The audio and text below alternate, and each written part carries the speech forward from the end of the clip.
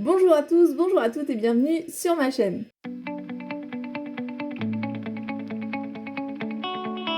Donc aujourd'hui on est vendredi et comme tous les vendredis je vous propose des trucs, des astuces, partage d'expériences ou juste des pistes de réflexion pour ouvrir votre cabinet en libéral.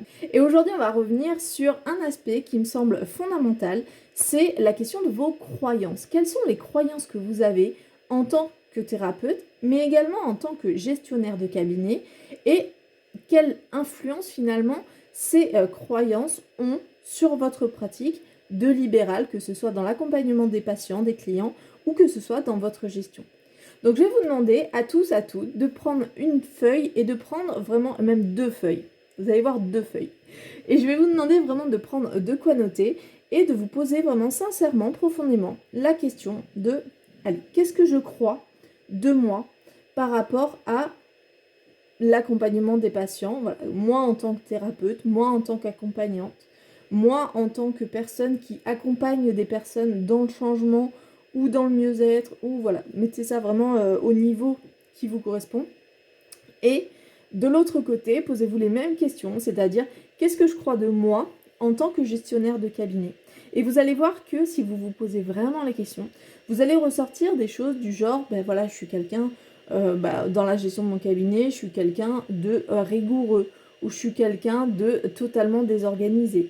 Voilà, ou alors dans le côté thérapeutique, je suis quelqu'un à l'écoute, ou au contraire, je suis quelqu'un de trop pressé. Donc posez-vous vraiment la question de ce que vous croyez de vous dans ces deux activités-là, dans ces deux domaines-là. Et ça va être très intéressant pour vous, donc posez-vous vraiment la question. Si vous passez moins d'un quart d'heure à faire cet exercice, c'est que vous ne l'avez pas fait vraiment.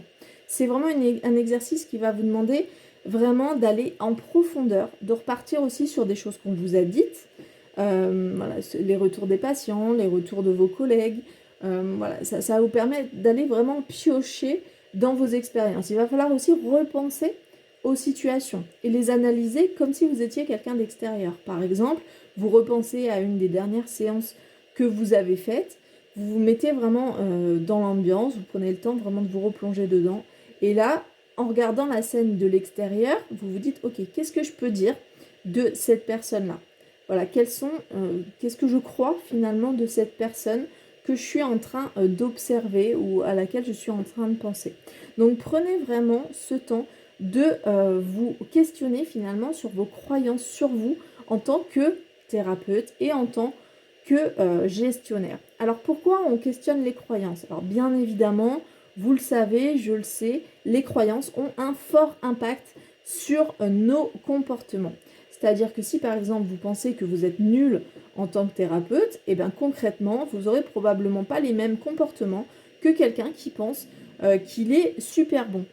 Et je dis pas que c'est des comportements qui sont meilleurs, d'accord? Le fait de penser qu'on est super bon peut aussi avoir une mise en place après de comportements qui sont tout à fait néfastes pour la thérapie. Par exemple, si vous pensez que vous êtes trop bon alors qu'en fait vous êtes nul, et bien concrètement, ça peut bloquer. Donc posez-vous vraiment à chaque fois la question à plusieurs niveaux. Qu'est-ce que moi je crois? Quels sont les retours qu'on me fait? Voilà. Posez-vous vraiment la question de qu'est-ce que je crois de moi en tant que thérapeute sur moi. Et puis posez-vous aussi la question de qu'est-ce que je crois sur ce métier. Par exemple, le métier de thérapeute et puis bien évidemment le métier de gestionnaire de cabinet. Et ensuite, dans une troisième étape, vous allez vous demander finalement si ce que vous croyez de vous est en accord avec ce que vous croyez sur le métier.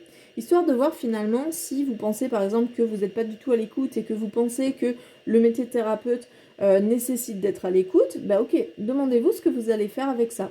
Est-ce que vous allez travailler votre sens de l'écoute? Est-ce que vous allez travailler votre rapport à vous pour vous rendre compte finalement que vous êtes peut-être plus à l'écoute que ce que vous pensez?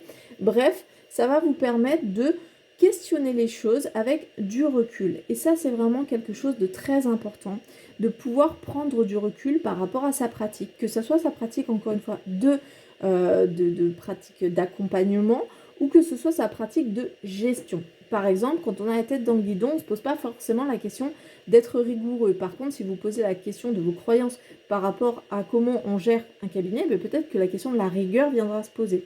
Ok. Si vous pensez, si vous croyez de vous que vous n'êtes pas rigoureux, et si vous pensez que ce métier nécessite d'être rigoureux, ben peut-être que dans un premier temps, ça vaudra le coup que vous puissiez vous regarder vous avec un regard un petit peu extérieur, vous dire ok, à quel moment je fais preuve de rigueur et à quel moment je ne fais pas forcément preuve de rigueur. Parce qu'en général, quand on a une croyance sur soi, souvent elle est généralisée, c'est-à-dire que elle traduit de certains de vos comportements, mais pas forcément de tous. C'est pas parce que vous croyez que vous n'êtes pas rigoureux que ça veut dire que vous ne l'êtes pas. Donc ça va être important ou intéressant dans un premier temps de dire ok, à quel moment je suis rigoureux ou rigoureuse, à quel moment je ne le suis pas, de manière à pouvoir déjà nuancer votre croyance sur vous, valider les choses que vous faites en accord avec ce que vous pensez devoir faire, pardon, et ensuite vous allez mettre en place du coup des stratégies pour développer un peu plus les qualités que vous pensez qu'il vous manque pour pouvoir être meilleur en accompagnement et puis être meilleur en gestion de cabinet. Voilà, c'est une toute petite vidéo cette semaine, mais qui me semble tellement importante que je vais m'arrêter là pour vous permettre vraiment de faire cet exercice. Donc, encore une fois, vous vous rappelez de la consigne. 1. Quelles sont les croyances sur moi en tant que thérapeute et moi en tant que gestionnaire de cabinet? Qu'est-ce que je pense de moi? Je suis ceci, je suis cela par rapport à ce domaine-là. Et puis 2, quelles sont les croyances que j'ai sur ces deux exercices-là? Pour moi, être psychologue ou être accompagnant, c'est ceci, cela. Et rien que le fait d'avoir la croyance qu'il y aurait des bons thérapeutes et des mauvais thérapeutes, c'est une croyance. Donc allez vraiment au plus profond de la croyance. Je sais que vous avez des notions sur ce qu'est une croyance, donc je vous fais confiance là-dessus, mais allez vraiment titiller jusqu'au bout du bout du bout. Hein. Parce que moi, par exemple, je pense qu'il n'y a pas de bons et de mauvais thérapeutes, il n'y a que des bonnes et des moins bonnes relations qui permettent une action thérapeutique, par exemple. Mais c'est ma croyance, par exemple. Mais développez vraiment les vôtres. Donc, demandez-vous, donc, 1, quelles sont vos croyances sur vous? 2, quelles sont vos croyances par rapport au métier? 3, essayez d'analyser tout ça pour voir déjà, 1, ce que vous pensez de ces croyances-là. Est-ce qu'elles vous semblent pertinentes finalement quand vous vous posez la question? Est-ce qu'elles vous semblent aidantes ou pas? Par exemple, la croyance qu'il y aurait des bons thérapeutes et des mauvais thérapeutes, finalement, est-ce que ça vous aide? Parce que ça vous booste? Ou alors, est-ce qu'au final, ça vous plombe totalement le moral parce que vous avez une croyance sur vous-même encore un peu plus loin qui dit que vous ne serez jamais dans le clan des meilleurs, par exemple? Donc, posez-vous vraiment cette question. Et demandez-vous, donc en 4, je vais rajouter le 4, demandez-vous comment vous pouvez améliorer l'adéquation entre vos croyances sur vous et vos croyances de thérapeute une fois que vous avez validé que ces croyances-là, vous avez envie d'y croire, elles vous semblent importantes.